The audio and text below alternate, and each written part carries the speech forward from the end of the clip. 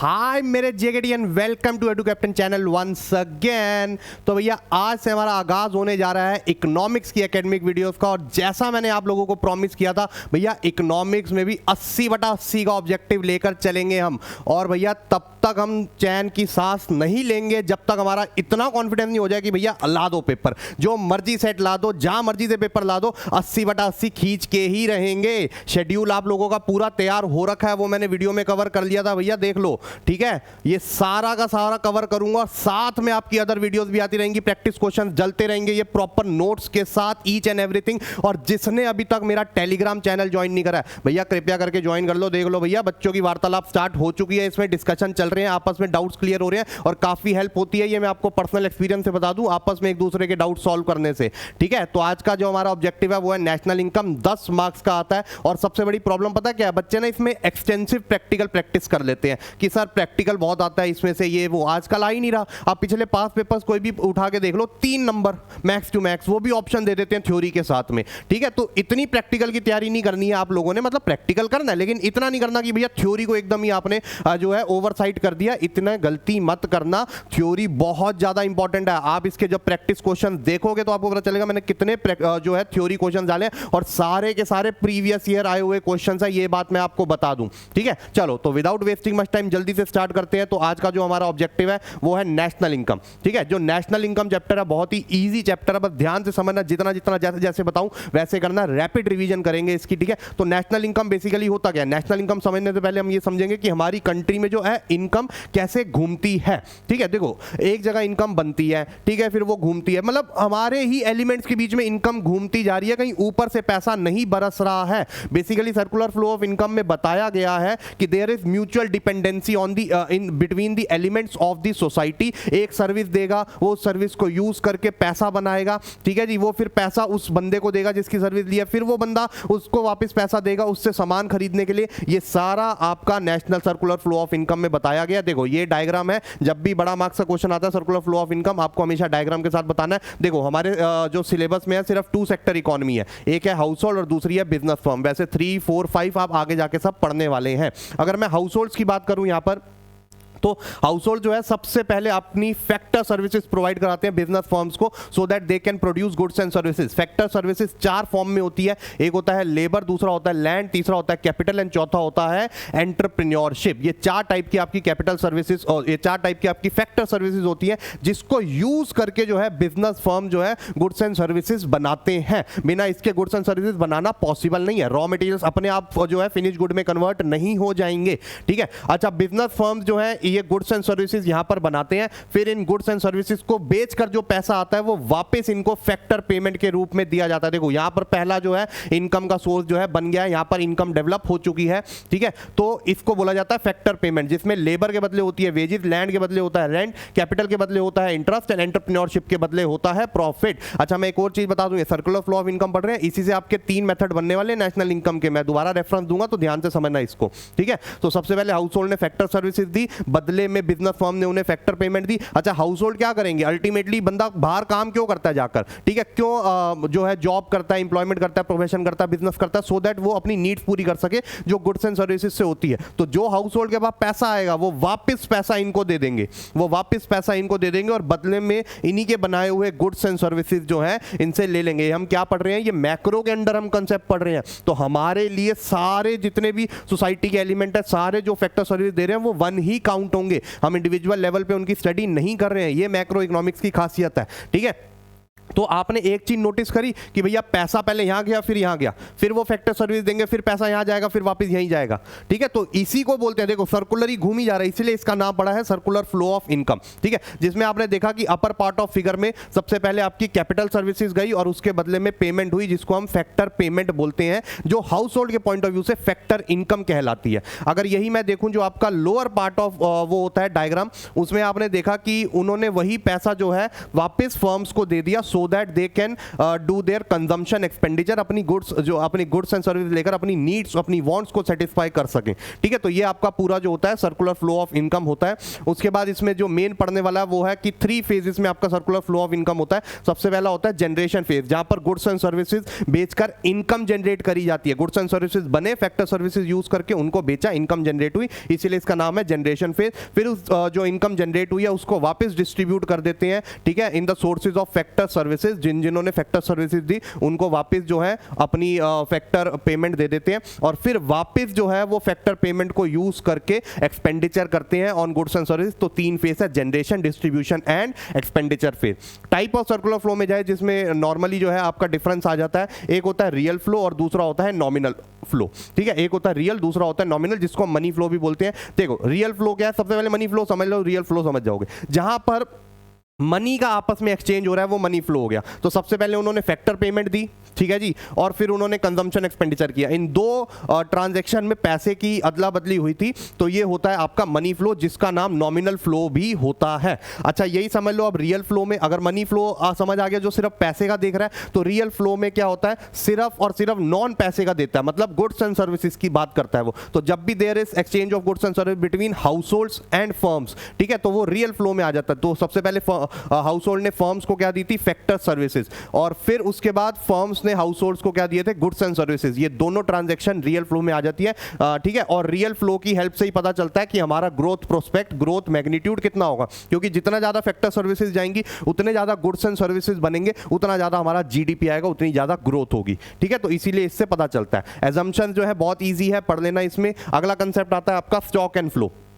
ठीक है, अब स्टॉक एंड फ्लो में क्या होता है, देखो एक चीज होती है आप फोटो खींचते हो और एक चीज होती है वीडियो बनाते हो। तो फोटो जो है एक मोमेंट को कैप्चर करता है और वीडियो जो है पूरे एक मिनट को, एक पर्टिकुलर पीरियड को कैप्चर करता है। तो ये जो फोटो वाला सीन होता है इसको हम बोलते हैं स्टॉक। मतलब कोई भी इकोनॉमिक एलिमेंट की स्टडी अगर एक eight a particular point of time पे हो रही है तो उसको हम स्टॉक बोलते हैं, लेकिन अगर वो पीरियड के लिए हो रही है तो उसको हम फ्लो बोलते हैं। समझ गए बात कि नहीं समझ गए? जैसे आपका जितना भी ये national income expenditure, change in inventories, ये सारा आपका फ्लो में कंसेप्ट आ जाता है। सिमिलरली स्टॉक में देखोगे national capital value of inventory at a particular date, ये सारा आपका स्टॉक में आ जाता है। तो कई बार इसमें जो है न्यूमेरिकल भी आ जाता है कि भैया इसमें से बताओ कौन सा स्टॉक है कौन सा फ्लो है।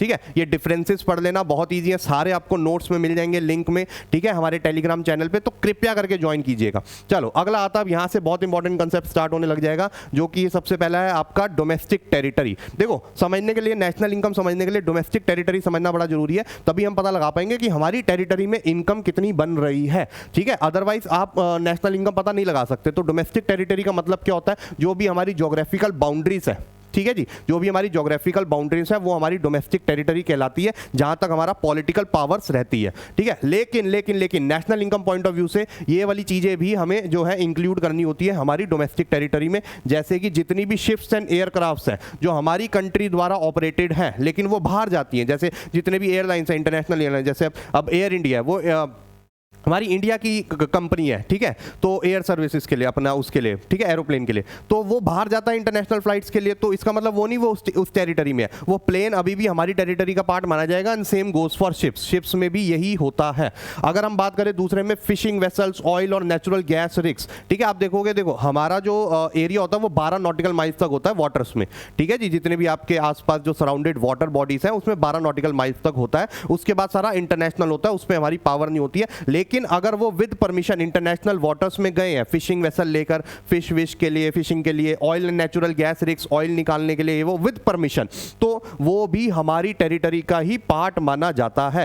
And third is embassies, consulates and military establishment. तो जितनी भी इंडियन एम्बेसीज हैं बाहर, जितने भी इंडियन कॉन्सुलेट्स बने हुए हैं बाहर, कॉन्सुलेट्स क्या होते हैं, बिल्डिंग होती हैं जहां पर हमारे एम्बेसडर्स जाकर रुकते हैं। ठीक है, फॉरेन कंट्री में किसी पर्टिकुलर एजेंडा से। तो जितने भी एम्बेसीज, कॉन्सुलेट या मिलिट्री एस्टेब्लिशमेंट बनी होती है, वो भले ही बाहर की कंट्री में बनी होती है लेकिन वो फिर भी हमारी टेरिटरी का पार्ट ही मानी जाती है। तो इन टेरिटरी में जितनी भी इनकम प्रोड्यूस होती है वो डोमेस्टिक इनकम का पार्ट मानी जाएंगी। लेकिन एक बात याद रखनी है, कुछ एक्सेप्शंस भी होते हैं जो हमारी डोमेस्टिक टेरिटरी में नहीं आता। जैसे मैंने क्या बोला, हमारी इंडियन एम्बेसी कहीं पर भी सिचुएटेड हो, किसी भी कंट्री में सिचुएटेड हो, हमारी टेरिटरी का पार्ट मानी जाती है। ऐसी कोई फॉरेन एम्बेसी है, अगर वो हमारी कंट्री में सिचुएटेड है तो हमारी कंट्री का वो पार्ट नहीं मानी जाएंगी, हमारी टेरिटरी का पार्ट नहीं मानी जाएगी, as per national income concept. Similarly जितनी भी इंटरनेशनल ऑर्गेनाइजेशंस होती है लाइक यूएनओ, WHO, ठीक है, एक्सेट्रा एक्सेट्रा, WTO, ये कभी भी हमारी टेरिटरी का पार्ट नहीं मानी जाती हैं। ये सारे एक्सेप्शंस में आते हैं, ये बात याद रखना, कई बार 3 नंबर में पूछ लेता है एक्सेप्शन। अगला चलते हैं हमारा normal resident of a country. अच्छा, अब normal resident of a country कौन होता है? Normal resident of a country एक सिंपल सा कंसेप्ट समझाया गया कि अगर बंदा किसी एक कंट्री में रह रहा है और उसका इकोनॉमिक इंटरेस्ट भी उसी कंट्री में लाई कर रहा है तो दैट मीन्स वो उसका रेसिडेंट है, मतलब वो यहाँ रहता है और उसकी इंटेंशन भी यही है कि भैया मैं यहाँ पर ही पैसा कमा के यहीं खर्चना चाहता हूँ, सब कुछ यहीं है, भैया हम मरेंगे भी यहीं पर ही, ठीक है, इसी मिट्टी में जो है हम दफनाए जाएंगे। तो ये हो गया आपका नॉर्मल रेसिडेंट वाला कंसेप्ट, ठीक है। The period of this stay should be at least 1 year और मोर, ठीक है। तो लेकिन एक साल, क्योंकि 1 साल से उसकी इंटेंशन पता चल जाएगी ना। अब कोई बंदा आया 2 महीने रुका हुआ, अभी सिर्फ 2 महीने हुआ, तो उसकी अभी तक इंटेंशन नहीं पता चलेगी। एटलीस्ट 1 साल तो होना ही चाहिए। अच्छा, ये पॉइंट्स आपको जो है दिमाग में रखने हैं जब आप नॉर्मल रेसिडेंट का कंसेप्ट पढ़ रहे हो कि नॉर्मल रेसिडेंट सिर्फ इंसानों पे नहीं, कंपनी से इंस्टीट्यूशंस पे भी लागू होता है। It also is applicable on individuals and institutions. उसके बाद नॉर्मल रेसिडेंट्स में जो है आपके both citizens and non citizens भी आ जाते हैं। मतलब कोई बाहर का बंदा है जो बाहर किसी कंट्री में पैदा हुआ था लेकिन अब वो यहाँ पर इंडिया में आके रहने लग गया है और उसका इकोनॉमिक इंटरेस्ट भी यहीं लाई करता है, 1 साल से ज्यादा हो गया, तो वो इंडियन रेसिडेंट बन जाएगा, भले ही वो अभी भी फॉरेन सिटीजन है, ठीक है।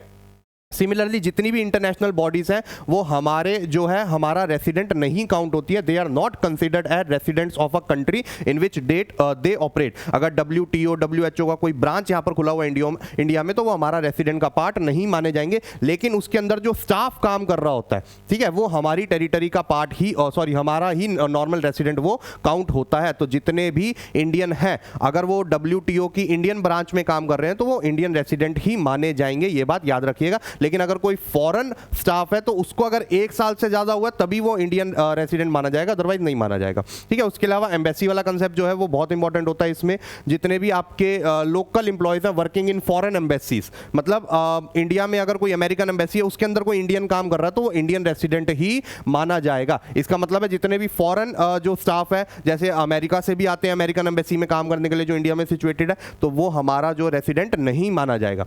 सिमिलरली ऐसे वर्कर्स होते हैं जो डेली बेसिस पे बॉर्डर क्रॉस करते हैं, जैसे नेपाल इंडिया के बॉर्डर पे है तो नेपाल से कई लोग आते हैं, इंडिया के बॉर्डर क्रॉस करते हैं, काम करके फिर वापस चले जाते हैं, तो वो इंडिया का रेसिडेंट नहीं माने जाएंगे, वो उस कंट्री के रेसिडेंट माने जाते हैं जहां पर वो रहते हैं, ठीक है। सिमिलरली जितने भी आपके क्रू मेंबर्स हैं, मेरा एक फ्रेंड है जो कैबिन क्रू में काम करता है, ठीक है, तो वो इंटरनेशनली जाता रहता है फ्लाइट्स के थ्रू। तो इसका मतलब वो नहीं कि जैसे आज वो लंदन में है तो लंदन उसकी फ्लाइट गई है, वहां पर 2 दिन का स्टे है तो वो लंदन का रेसिडेंट बन जाएगा, नहीं, वो वापस उसी कंट्री का रेसिडेंट माना जाएगा जहां पर वो रहता है। सिमिलरली जितने भी टूरिस्ट, स्टूडेंट्स, ये वो जो कि एक पर्टिकुलर पर्पज से जाते हैं वो अपने ही कंट्री के रेसिडेंट माने जाते हैं, वो उस कंट्री के नहीं माने जाते जहां वो रहना स्टार्ट कर देते हैं, क्योंकि उनकी इंटेंशन इकोनॉमिक इंटरेस्ट की अभी नहीं है वहां पर, ठीक है। सिमिलरली एक कंसेप्ट होता है सिटीजनशिप और रेसिडेंटशिप में, ये पढ़ लेना, ये इतना ज्यादा इंपॉर्टेंट नहीं है और ना ही आता है। अब आता है सबसे इंपॉर्टेंट कंसेप्ट आपका factor income versus transfer income. Factor income कौन सी होती है, अभी हमने बात करी थी, जो भी फैक्टर सर्विसेज के बदले में इनकम आपको मिलती है वो फैक्टर इनकम के पॉइंट ऑफ व्यू से मानी जाती है और ये हमेशा नेशनल इनकम में इंक्लूड होती है, ये बात याद रखना, जैसे कि rent, interest, profit, wages, royalty etcetera. यही अगर हम बात करें हमारी ट्रांसफर इनकम की, तो ट्रांसफर इनकम इज ऐसी इनकम जिसके बदले आपने कोई फैक्टर सर्विसेज नहीं दी है, वो वन साइडेड कहलाती है, यूनिलेटरल कहलाती है और इसको हम इन नेशनल इनकम में इंक्लूड नहीं करते, क्योंकि नेशनल इनकम का ऑब्जेक्टिव क्या है कि भैया उसकी प्रोडक्टिव कैपेसिटी पता चले, किसी कंट्री की पता चले कि कितना पोटेंशियल इस कंट्री में है। तो अगर वन साइडेड पेमेंट्स हो रही हैं तो वो कभी भी नहीं होगा। पॉकेट मनी हो गई, स्कॉलरशिप्स हो गई, अनएम्प्लॉयमेंट अलाउंस हो गई, ये सारे आपके जो है ट्रांसफर इनकम में आते हैं और टैक्सेस और सब्सिडीज भी आपके इसी कैटेगरी में आते हैं, ये बात याद रखिएगा, ठीक है। उसके बाद चलते हैं हमारा अनदर इंपॉर्टेंट कंसेप्ट पे which is intermediate goods versus final goods, ठीक है, बहुत इंपॉर्टेंट है, कई बार सीधा क्वेश्चन आया हुआ है, ठीक है जी। Explain difference between intermediate and final goods, 3 number में। तो इंटरमीडिएट गुड्स कौन से होते हैं, वो गुड्स होते हैं जो फर्दर प्रोडक्शन के लिए यूज करे जाते हैं या फिर जो रीसेल पर्पज से खरीदे जाते हैं। ये बात याद रखिएगा, ये 2 कंडीशन है इसकी, या तो यूज इन प्रोडक्शन या फिर resale in the same year, क्योंकि अगर सेम ईयर में रीसेल नहीं हुए तो फिर वो स्टॉक बन जाता है, जो कि अभी आप पढ़ोगे फाइनल फाइनल गुड में काउंट होता है, ठीक है। तो intermediate goods resale in the same year या फिर आपका used in production process, simple सी बात है। अच्छा, प्रोडक्शन प्रोसेस में भी एक बात याद रखना कि वो इस तरीके से यूज होते हैं प्रोडक्शन प्रोसेस में कि अपनी फॉर्म ही खो देते हैं। समझ के बात कि नहीं समझ के? जैसे अगर एक स्वीट मेकर है, एक हलवाई की दुकान है, वो मिठाइयां बनाता है, तो वो दूध यूज करता है, वो चीनी यूज करता है। तो जब वो मिठाई बनाता है तो आप उसमें ये नहीं पता लगा सकते अच्छा ये दूध ये चीनी है, नहीं, क्योंकि दूध और चीनी ने अपनी फॉर्म लूज कर दी है प्रॉपर। तो फिर दूध और चीनी यहां पर इंटरमीडिएट गुड कहलाते हैं। लेकिन वो जो मिठाई फ्रिज में रखता है, अब वो भी प्रोडक्शन के लिए यूज हो रहा है, जिसमें वो दूध पूरा काटता है, वो मशीन, ठीक है, वो रोलर, वो भी उसमें प्रोडक्शन प्रोसेस में यूज हो रहा है। तो क्या वो इंटरमीडिएट काउंट होंगे? नहीं, वो इंटरमीडिएट काउंट नहीं होंगे, क्योंकि उन्होंने अपनी फॉर्म लूज नहीं करी है, वो दूसरे प्रोडक्ट में नहीं ढल गए, तो वो इंटरमीडिएट गुड नहीं होते हैं। ये बात याद रखिएगा, ये बहुत क्वेश्चन पूछा जाता है, ठीक है। ऐसे ही चलते हैं हमारे फाइनल गुड्स पे। फाइनल गुड्स होते हैं which is meant for investment या फिर कंजम्पशन। जो इन्वेस्टमेंट, जैसे अभी मैं बात कर रहा था, फ्रिज हो गया जो मिठाई वाला यूज कर रहा है, वो रोलर यूज कर रहा है, तो वो कैपिटल गुड्स में आता है, वो इन्वेस्टमेंट के लिए यूज हुआ है, तो वो फाइनल गुड्स हो गया। सिमिलरली जो कंज्यूमर, जो मिठाई खरीदेगा कंज्यूमर और घर जाके खा लेगा, वो क्या होता है? फाइनल गुड होता है, ठीक है।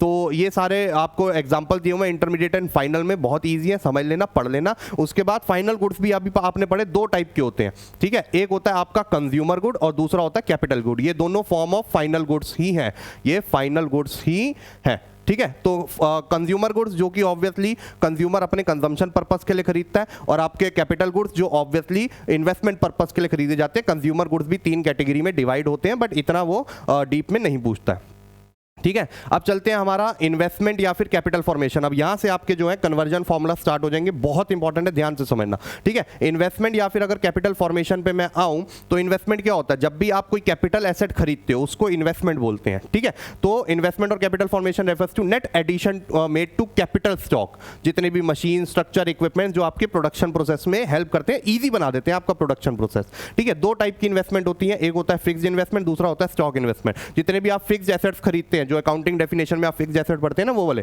ठीक है, तो उनको बोलते हैं fixed investment, purchase of machinery, furniture etcetera. और स्टॉक क्या होता है? अभी हम ऊपर बात कर रहे थे, जितना भी अनसोल्ड स्टॉक होता है, आपने स्टॉक खरीदा इस साल बेचने के लिए, लेकिन वो बिका नहीं, तो इंटरमीडिएट तो वही काउंट होता है जो बिक जाता है। तो जो बिकता नहीं है फिर वो नेक्स्ट ईयर में एज इन्वेस्टमेंट जाता है, फाइनल गुड बन जाता है, तो वो होता है स्टॉक इन्वेस्टमेंट। और जो आपका टोटल इन्वेस्टमेंट होता है, basically total investment is capital, total investment is capital plus stock, total investment is capital plus stock, ये बात याद रखिएगा, ठीक है।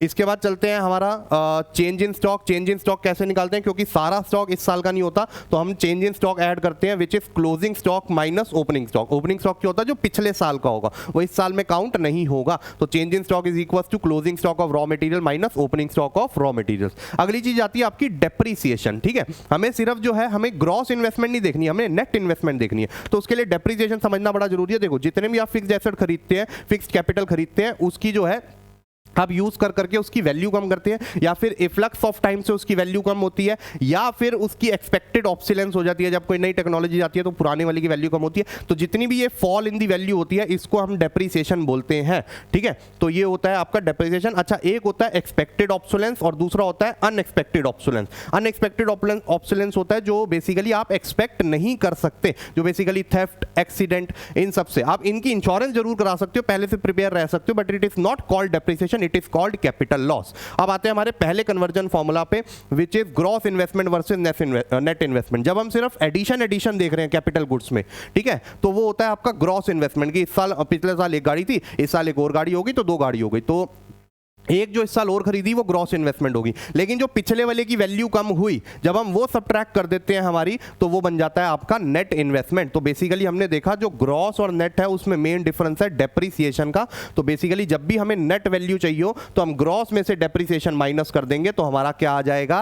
नेट। हमारा क्या आ जाएगा? नेट। सिमिलरली जो नेट है उसमें डेप्रीसिएशन ऐड कर देंगे तो क्या आ जाएगा? ग्रॉस। तो एक बात हमेशा याद रखना, याद करने का तरीका क्या है भैया? ग्रॉस, ग्रॉस है वर्ड, इसमें ज्यादा वर्ड्स आ रहे हैं तो ये बड़ी अमाउंट है, तो बड़ी अमाउंट से अगर छोटी अमाउंट पे जाना है तो कुछ माइनस करना पड़ेगा, ठीक है जी। तो ये कुछ टेक्निक्स होती है इनको याद करने की, तो जैसे जैसे मेरे माइंड में आती रहेंगी टेक्निक जो मैंने अपने टाइम पे लगाई थी, तो मैं आपको बताता जाऊंगा। अगला कन्वर्जन मेथड जो आता है वो आता है आपका factor cost and market price में। किस में आता है? Factor cost and market price में, ठीक है। फैक्टर कॉस्ट क्या होता है? फैक्टर कॉस्ट होता है जितनी भी कॉस्ट आपकी लगी, वो जो फैक्टर ऑफ सर्विसेज को देने के लिए, ठीक है, फैक्टर्स ऑफ प्रोडक्शन को देने के लिए, वो आप जब टोटल करते हो तो आपके पास उस गुड की फैक्टर कॉस्ट आ जाती है कि इस गुड को बनाने के लिए इतना रेंट रेंट लगा, इतनी वेजेस लगी, इतना इंटरेस्ट लगा और इतना प्रॉफिट लगा, तो ये क्या टोटल करके क्या बनता है आपका फैक्टर कॉस्ट। क्या बनता है? Factor cost.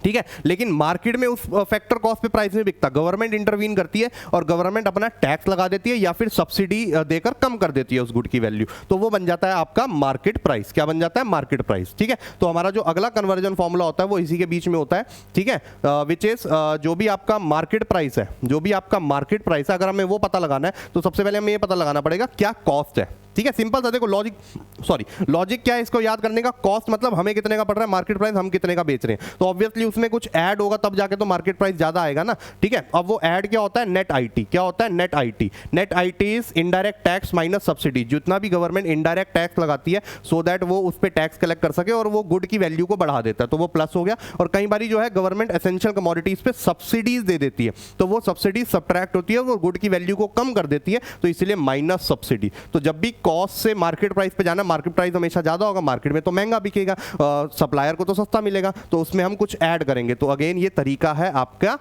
कन्वर्जन फॉर्मूला 2 को याद करने का।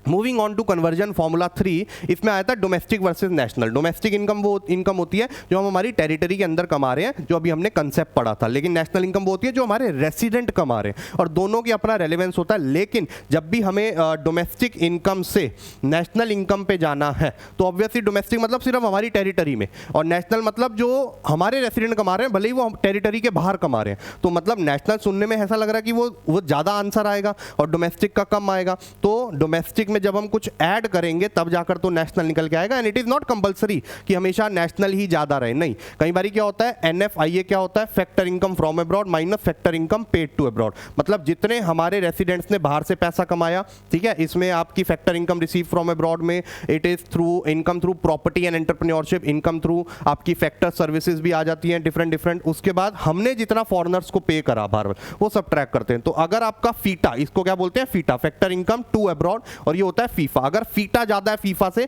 तो नेशनल इनकम कम आएगी डोमेस्टिक इनकम से। तो ये बस एक लर्निंग हैक बता रहा हूं मैं आपको कि डोमेस्टिक हमारी टेरिटरी में, नेशनल पूरे वर्ल्ड में जो हमारे रेसिडेंट कमा रहे हैं तो ये ज्यादा होगा, तो इसलिए बीच में प्लस आता है। तो ये होता है आपका तीसरा कन्वर्जन फॉर्मूला। उसके बाद चलते हैं आपके रिलेटेड एग्रीगेट्स पे, जो जो आपको चाहिए होते हैं इसमें। जीडीपीएमपी, जीडीपीएफसी, एनडीपीएमपी, एनडीपीएफसी, जीएनपीएमपी, जीएनपीएफसी, एनएनपीएमपी, एनएनपीएफसी, ये टोटल 8 होते हैं। तो किसी भी एक से आप दूसरे पे पहुंच सकते हैं with the help of conversion formulas. ठीक है, किसी भी एक से आप दूसरे पे पहुंच सकते हैं with the help of conversion formulas. ठीक है, फॉर एग्जांपल अगर मैं बोलूं आपको जीडीपीएमपी से जाना है, सपोज करो एनडीपीएफसी पे, तो जी इज ग्रॉस, इसमें मैं डेप्रिसिएशन माइनस कर दूंगा। ठीक है जी, डोमेस्टिक सेम है, प्रोडक्ट सेम है, मार्केट प्राइस से फैक्टर कॉस्ट पे जाना है तो मुझे नेट आईटी को माइनस करना पड़ेगा।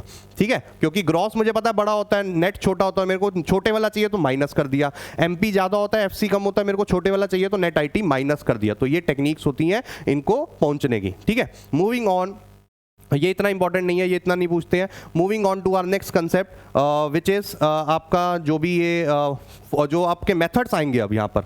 ठीक है, ये डिफरेंस पढ़ लेना आपका बहुत इंपॉर्टेंट है ये डिफरेंस। ठीक है, डिफरेंसेस अभी मैं नहीं पढ़ा रहा, ये थोड़ा सा फॉर्मेटिंग इशू हो गया। ये डिफरेंस है GDP at MP and national income में, मतलब जीडीपी एट एमपी वाला। ठीक है, चलो अगला चलते हैं। हमारा मेजरमेंट ऑफ नेशनल इनकम, सबसे पहला जो मेथड आता है वो आता है वैल्यू एडेड मेथड। देखो हमने सर्कुलर फ्लो में 3 टाइप के फेजेस पढ़े थे, तो सबसे पहला कौन सा था? Generation phase. Value added method उसी से है कि कितने के गुड्स बन रहे हैं उससे हम नेशनल इनकम निकालेंगे। तो value added method is the measure of contribution of production unit to domestic product. Value added is the value added to the intermediate product. अब इसमें क्या होता है कि हम क्या करते हैं, ठीक है, हम सबसे पहले निकालते हैं हमारा जीवीएएमपी, जिसको हम वैल्यू एडेड बोलते हैं। क्या बोलते हैं हम इसको? Value added GVAMP. अब ये क्यों निकाल रहे हैं हम? सिर्फ सारी प्रोडक्शन नहीं ऐड कर सकते, नहीं। देखो जो फार्मर वीट ग्रो करता है, ठीक है, वही वीट से जो है, वीट नहीं बोल रहा, कहीं खुश हो जाओ सर वीट बोल रहे हैं, नहीं भाई वीट बोल रहा हूं। तो वीट से वही बेकर जो है ब्रेड बनाता है, फिर बेकर जो है वही रिटेलर को देता है, रिटेलर आगे कंज्यूमर को देता है। तो अल्टीमेटली गुड तो एक ही घूम रहा है, बस उसकी फॉर्म चेंज हो के उसकी वैल्यू बढ़ती जा रही है। तो अगर हम तीनों का ऐड कर देंगे टोटल प्रोडक्ट तो हमारी डबल काउंटिंग हो जाएगी। इसको बोलते हैं प्रॉब्लम ऑफ डबल काउंटिंग। तो इसलिए हम क्या करते हैं, हम वैल्यू एडेड मेथड यूज करते हैं,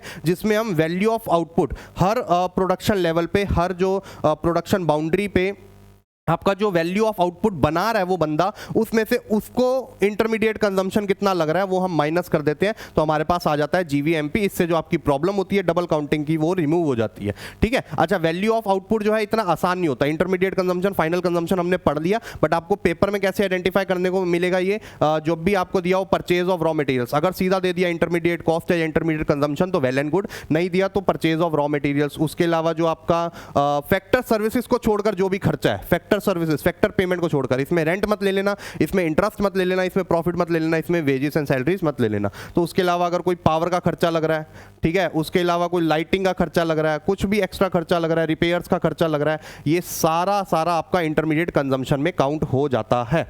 ठीक है जी। उसके बाद चलते हैं, हमारा वैल्यू ऑफ आउटपुट क्या है, कई बार हमें सीधा नहीं मिलता, तो वैल्यू ऑफ आउटपुट के लिए हमें एक फॉर्मूला लगाना पड़ता है कि इस साल कितनी सेल करी minus change in stock, sorry plus change in stock, plus change in stock मतलब कितनी सेल करी प्लस कितना बच गया, तभी पता चलेगा ना हमने इस साल कितना बनाया था। चेंज इन स्टॉक का मतलब है क्लोजिंग माइनस ओपनिंग, जो ऊपर हमने पढ़ा था, और सेल्स कई बार नहीं दी होती तो सीधा निकालते हैं क्वांटिटी सोल्ड इनटू प्राइस। ठीक है, अच्छा इंटरमीडिएट सेल्स में एक बात बता दूं, जब भी आपको सेल्स दे रखी है तो सिर्फ सेल्स देना, लेकिन लिखा हुआ sales in domestic territory, domestic country, और उसके बाद एक्सपोर्ट भी दे रखे हैं, तो वो दोनों ऐड करोगे तब जाकर आपकी टोटल सेल्स पता चलेगी। सिमिलरली जब आप इंटरमीडिएट कंजम्पशन निकाल रहे हो तो अगर परचेज ऑफ रॉ मटेरियल दिया हुआ है तो वेल एंड गुड, अगर purchase of raw material from domestic country plus import लिखा हुआ है, अलग से इंपोर्ट दिया हो, तो वो दोनों को ऐड करोगे तब जाकर आपका इंटरमीडिएट कंजम्पशन आएगा। ठीक है, तो ये होता है आपका वैल्यू एडेड। ये सारे स्टेप्स मैंने लिखे हुए हैं, जैसे ही आपके पास जीवीएमपी आ जाए, आप हर सेक्टर का जीवीएमपी ऐड कर दोगे, आपके पास जीडीपीएमपी मिल जाएगा। बेसिकली इतना तो क्वेश्चन में नहीं आता, सीधा जीवीएमपी ही यूज कर लेना, इतने सेक्टर्स वाला क्वेश्चन नहीं आता, primary sector, secondary sector and tertiary sector वाला। तो जीवीएमपी सीधा क्या बन जाता है आपका जीडीपीएमपी, क्या बन जाता है सीधा आपका जीडीपीएमपी। ठीक है जी। अच्छा उसके बाद जैसे जीडीपीएमपी आया आप किसी भी दूसरे उस पे जा सकते हैं, ये तो बहुत ही इजी गेम है। अच्छा इसकी प्रिकॉशंस की बात करें तो डबल काउंटिंग जो है आपको अवॉइड करनी होती है। ठीक है, डबल काउंटिंग क्या होती है मैंने बता दिया, वैल्यू एडेड मेथड उसको अवॉइड कर देता है। दूसरा जो होता है आपको take value of final products only, final products ही लेने, इंटरमीडिएट हमने माइनस कर दिया, हमने देखा जैसे अपने फॉर्मूले में भी।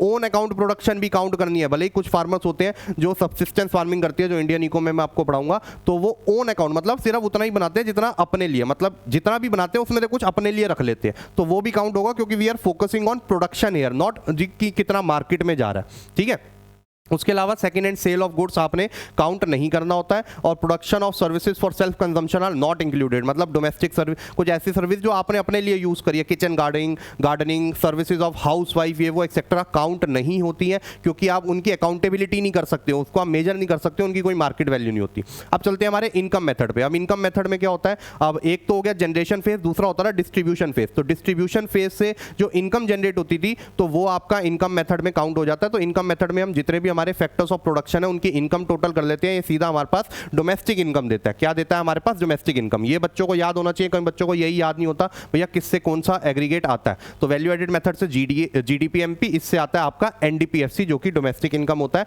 जिसका निकालने का तरीका सिंपल सा है। आपने क्या क्या ऐड करना होता है, आपने ऐड करना होता है कंपनसेशन ऑफ एम्प्लॉयज। ठीक है, ये सारा मैंने डिस्क्रिप्शन में अच्छे से लिख दिया एक्सप्लेन करके। मैं सीधा चलता हूं यहाँ पर, compensation of employees plus operating surplus plus mixed income, ये तीनों आपको ऐड करने होते हैं, तब जाकर जो है आपका एनडीपीएफसी निकलता है। कंपनसेशन ऑफ एम्प्लॉयज में क्या क्या आता है, salary and wages in cash, ठीक है, salary and wages in kind, plus SSC by employer, SSC by employer. ठीक है, ये ईयर लिख देता हूं आगे मैं, एसएससी बाय एम्प्लॉयर। ठीक है, अगर मैं आता हूं ऑपरेटिंग सरप्लस पे, तो ऑपरेटिंग सरप्लस में आ जाता है आपका rent, royalty, interest and profit. Rent royalty सीधा दिया होता, नहीं दिया तो जीरो, इंटरेस्ट सीधा दिया है। प्रॉफिट के तीन कंपोनेंट्स होते हैं। प्रॉफिट के तीन कंपोनेंट्स कौन से होते हैं, एक होता है आपका कॉर्पोरेट टैक्स, दूसरा होता है रिटेन्ड अर्निंग्स, और तीसरा होता है डिविडेंड। रिटेन्ड अर्निंग्स का दूसरा नाम होता है savings of private corporate sector, ठीक है, या अनडिस्ट्रीब्यूटेड प्रॉफिट। और तीसरा होता है आपका कंपोनेंट इसमें मिक्स्ड इनकम। मिक्स्ड इनकम में क्या होता है, जितने भी ऐसे बिजनेसेस हैं जिसमें ओनर ही सारे काम कर रहा है, लेबर प्रोवाइड करा रहा है, पैसा अपना लगा रहा है, वो एक्सेट्रा, तो उसकी हम सारी इनकम कैलकुलेट कर लेते हैं नेशनल इनकम के लिए। ठीक है, इससे आता है सीधा आपका एनडीपीएफसी। अब जो भी एग्रीगेट आपसे क्वेश्चन में मांगेगा आप अकॉर्डिंगली निकाल लोगे। प्रिकॉशंस इसमें क्या क्या होती हैं, do not include transfer income, ये हमें पता ही है। ठीक है, do not include capital gains. Capital gains कौन से होते हैं, ऐसे गेन जिसपे बेसिकली कोई प्रोडक्टिव एक्टिविटी, जैसे लॉटरी वाला गेन हो जाता है। ठीक है, वो कोई कैपिटल गेन नहीं है, और सॉरी वो कोई आपका प्रॉफिट वो वाला नहीं है जो आपने प्रोडक्टिव एक्टिविटी करके किया। ब्रोकरेज और कमीशन हमेशा इंक्लूड होती है, हमेशा याद रखना। सेल ऑफ जितने भी आपके फाइनेंशियल एसेट और सिक्योरिटी होता है, शेयर्स वेयर्स, वो कभी इंक्लूड नहीं होता नेशनल इनकम में। उस पर गेन जो होने वाला है वो भी कभी इंक्लूड नहीं होता, क्योंकि आपने कोई प्रोडक्टिव एक्टिविटी नहीं करी, वो सिर्फ एक चेंज ऑफ ओनरशिप है। सिमिलरली जितनी भी income sale of financial asset से होती है वो इंक्लूड नहीं होती, लेकिन उस पर जो ब्रोकरेज हो रही है, जैसे ब्रोकर अपनी कमीशन काटता है तो वो तो सर्विस दे रहा है तो उसकी इंक्लूड होगी, ठीक है। सिमिलरली आपकी जो अगली प्रिकॉशन है वो है विंड फॉल गेन हटाने हैं, लॉटरी, हॉर्स रेस वाले। Estimated value of self supplied services आपने इंक्लूड करनी है। कई बार क्या होता है, ओनर अपने ही घर में जो है बिजनेस करने लग जाता है तो उसका एक इंप्यूटेड रेंट निकालते हैं आसपास की लोकेलिटी का रेंट देखकर, और वो भी इंक्लूड करते हैं। Similarly payments out of savings और वेल्थ, ये इंक्लूड नहीं होते हैं, गिफ्ट टैक्स ये वो एक्सेट्रा, ठीक है। आगे चलते हैं, हमारा जो है अगला मेथड आ जाता है जिसका नाम है आपका एक्सपेंडिचर मेथड, ठीक है। अब जो आपका तीसरा जो फेज होता रहा वो होता रहा आपका एक्सपेंडिचर फेज। तो उससे एक्सपेंडिचर मेथड निकल के आया जिसमें हम ये देखते हैं कि जितने भी हमारे कंपोनेंट्स ऑफ सोसाइटी है वो कैसे कैसे खर्चा कर रहे हैं। तो इसमें क्या करते हैं हम, 4 मेजर कंपोनेंट होते हैं, जिसमें सबसे पहले आ जाते हैं हमारे प्राइवेट लोग, जिसका जो कंपोनेंट बोला जाता है प्राइवेट फाइनल कंजम्पशन एक्सपेंडिचर, ठीक है। इसमें हम प्राइवेट फाइनल मतलब जितना भी वो अपने ऊपर खर्च कर रहे हैं वो सारा इसमें आ जाता है, durable, non durable and semi durable goods के ऊपर, ठीक है, वो सारा खर्चा कर रहे हैं। सिमिलरली जो हमारा गवर्नमेंट सेक्टर है उसके खर्चे को हम बोलते हैं government final consumption expenditure. Government जो सर्विसेज प्रोवाइड करवाने में लगी हुई है, ठीक है, पब्लिक को, तो उसका जो भी खर्चा होता है वो सारा इसमें आ जाता है गवर्नमेंट फाइनल कंजम्पशन एक्सपेंडिचर, ठीक है। जितनी भी पेंशन ये वो सब जाती है।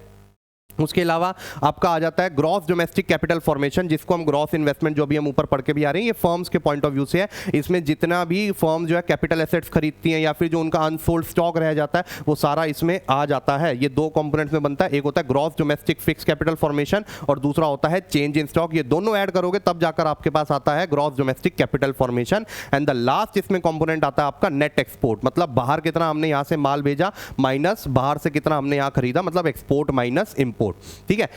इसमें सीधा आपको जीडीपीएमपी मिलता है। इन चारों के कंपोनेंट के एक्सपेंडिचर ऐड कर दोगे तो आपको सीधा क्या मिलेगा, जीडीपीएमपी। फिर जीडीपीएमपी से जो बनाना है आप बना सकते हैं, ठीक है। उसके बाद चलते हैं इसकी प्रिकॉशंस पे। एक्सपेंडिचर और इंटरमीडिएट गुड्स आपको इंक्लूड नहीं करनी होती है। एक्सपेंडिचर और ओन अकाउंट आउटपुट इंक्लूड करना होता है, भले ही अपने लिए बनाया लेकिन बनाया तो है तो इंक्लूड होगा। सिमिलरली ट्रांसफर पेमेंट इंक्लूड नहीं करनी होती और transaction related to sale and purchase of financial asset नहीं इंक्लूड करना, और सेकंड हैंड गुड्स की सेल परचेज इंक्लूड नहीं करनी होती है, ठीक है। तो ये होते हैं आपके। एक और इंपॉर्टेंट कंसेप्ट आ जाता है जिसमें आता है नॉमिनल वर्सेस रियल। अच्छा, इनकी अच्छी प्रैक्टिस करना, ठीक है, प्रैक्टिकल की। एक 3 नंबर में तो क्वेश्चन डेफिनेट है, उससे ज्यादा का वेटेज का भी आ जाता है, बट लेकिन थ्योरी को निगलेक्ट मत करना बिल्कुल भी। तो नॉमिनल वर्सेस रियल जीडीपी, देखो जब भी आप जीडीपी निकालते हो अपने करंट ईयर के प्राइसेस पे तो वो बनता है नॉमिनल जीडीपी। लेकिन उससे क्या होता है कि उससे ना हमें थोड़ा सा धोखा हो जाता है कि अगर जीडीपी की वैल्यू ज़्यादा आई, नॉमिनल जीडीपी की वैल्यू, तो हम समझेंगे हमारी ग्रोथ हुई है। लेकिन देखा जाए तो वो नॉमिनल जीडीपी की वैल्यू इसलिए भी हो सकती है, क्या पता इन्फ्लेशन हुई हो कंट्री में तो प्राइसेस बढ़े हो, उस वजह से जीडीपी की वैल्यू ज़्यादा आई हो।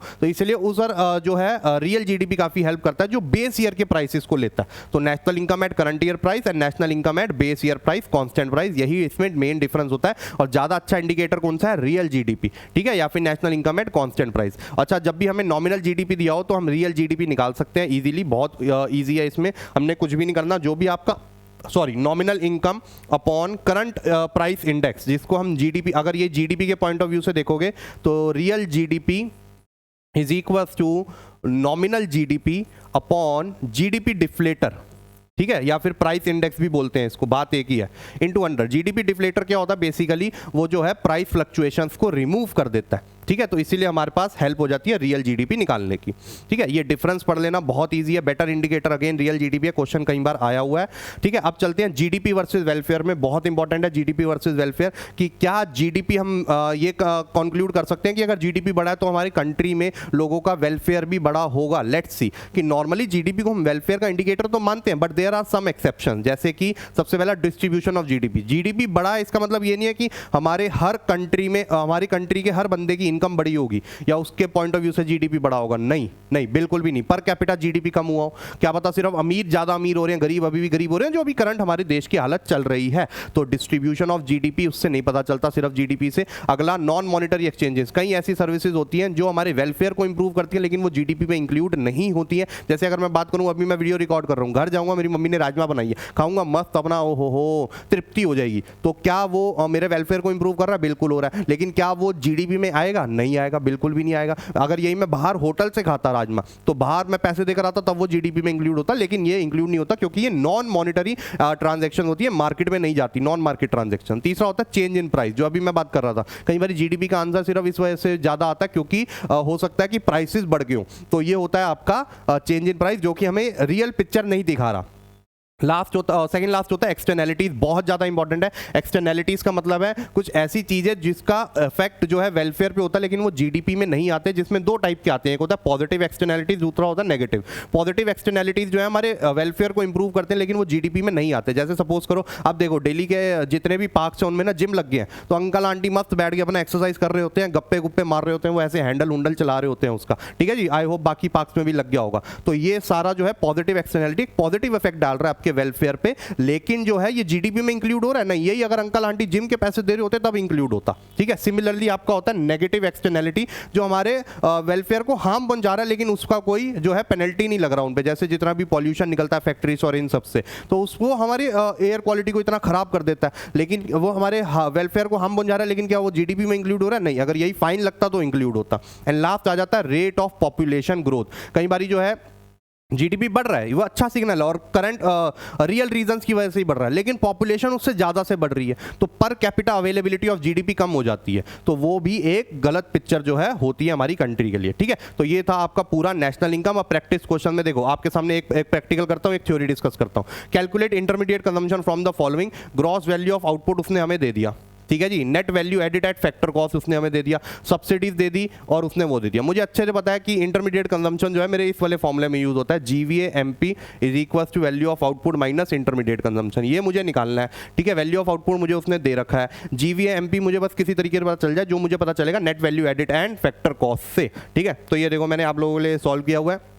जीवीएमपी सबसे पहले मैंने निकाला, GVMP is equal to NVFC. Net से ग्रॉस जाना, नेट कम होता मुझे पता, उसमें कम अल्फाबेट्स आ रहे हैं तो उसमें कुछ ऐड करूंगा, डेप्रिसिएशन ऐड करा। फैक्टर कॉस्ट, कॉस्ट हमेशा कम होती है, उसमें कुछ ऐड करूंगा, तब जाकर मेरा एमपी आएगा, तब जाकर मेरा मार्केट प्राइस आएगा। तो ये दे रखा था मुझे 100, डेप्रिसिएशन मैंने 30 ऐड कर दी। अच्छा, नेट आईटी का फॉर्मूला यहां पर जरूर लिखना ब्रैकेट में, नेट आईटी का फॉर्मूला विच इज आपका आईटी माइनस सब्सिडी। पूरे क्वेश्चन में आईटी नहीं दे रखा था, indirect tax, GST, value added, ये सब एग्जांपल होते हैं, एक्सपोर्ट ड्यूटी, इंपोर्ट ड्यूटी। जब ये नहीं तो हम इनको जीरो मानेंगे और सब्सिडीज लिख देंगे, तो 0 माइनस 15, तो टेक्निकली ये बन गया 100 प्लस 30 माइनस 15 जो कि आ गया 115। फिर मैंने फॉर्मूला लगाया GVMP is equal to value of output minus intermediate consumption, ये 300 दे रखा है, 115 दे रखा है, तो मेरा आईसी की वैल्यू कितनी आ गई 185। देखो हार्डली 2 मिनट या उससे भी कम लगेंगे, लेकिन मेरे 3 नंबर पक्के हो जाएंगे, सीधा 3 नंबर में आया हुआ क्वेश्चन है। अगर हम चले हमारे थ्योरी की तरफ, ठीक है, तो उसने ये बताया, ये वाले क्वेश्चन भी आते हैं काफी कि भैया ये बताओ कि ये वाली आइटम्स इंक्लूड होंगी कि नहीं होंगी। तो अगर मैं बात करूं wages received by an Indian working in the British embassy in India, तो हमने बात करी थी जितनी भी फॉरेन एम्बेसीज हैं इंडिया में लोकेटेड है, उनके अगर जो लोकल एम्प्लॉयज है, मतलब जो उसमें इंडियन काम कर रहे हैं, वो इंडियन रेसिडेंट का पार्ट ही माने जाएंगे। दैट मीन्स वो जो कमा रहे हैं इनकम, वो हमारी नेशनल इनकम में इंक्लूड होंगे। लेकिन उसने यहाँ पर उसने यहाँ पर ग्रॉस डोमेस्टिक प्रोडक्ट बोला है, उसने क्या बोला है, ग्रॉस डोमेस्टिक प्रोडक्ट, ठीक है। तो हमें ये अच्छे से पता है कि हमारी जो फॉरेन एम्बेसीज होती है इंडिया में लोकेटेड, वो हमारी टेरिटरी का पार्ट नहीं है, तो इसका मतलब है इसका आंसर हो जाएगा नो। नेशनल इनकम होता तो यस होता, ग्रॉस डोमेस्टिक प्रोडक्ट है तो नो हो जाएगा, क्योंकि वो टेरिटरी हमारा, वो एम्बेसी हमारी टेरिटरी का पार्ट ही नहीं है, ठीक है। Similarly financial aids receive from abroad, ये तो ट्रांसफर इनकम हो गया, ठीक है, इसमें बदले में हमने थोड़ा ना कुछ दिया है। Purchase of second hand good, ये प्रिकॉशन में हमने पढ़ाई है, तो आंसर हो गया तीनों का 9 विद प्रॉपर रीजन आपको लिखा है। उसने बोला रीजन, जो सिर्फ 9 लिख के आ जाएंगे उनको एक भी नंबर नहीं मिलेगा, या अगर चेकर अच्छा होगा तो आधा आधा नंबर मिल जाएगा, लेकिन एक एक नंबर के आए हैं ये, तो विद रीजन लिखोगे तभी होगा, ठीक है। अब आपने क्या करना है, ये सारे क्वेश्चन आपको दे रखे हैं, practical, theory, MCQ, each and everything proper holistic मैंने बना दिया, अच्छे से प्रैक्टिस कर लेना। ये 32 पेज में आपके 10 नंबर इको के पक्के हो जाएंगे, मेरी गारंटी है, ठीक है। तो अब हम मिलेंगे अपने नेक्स्ट वीडियो में, तब तक के लिए bye bye, take care and have fun.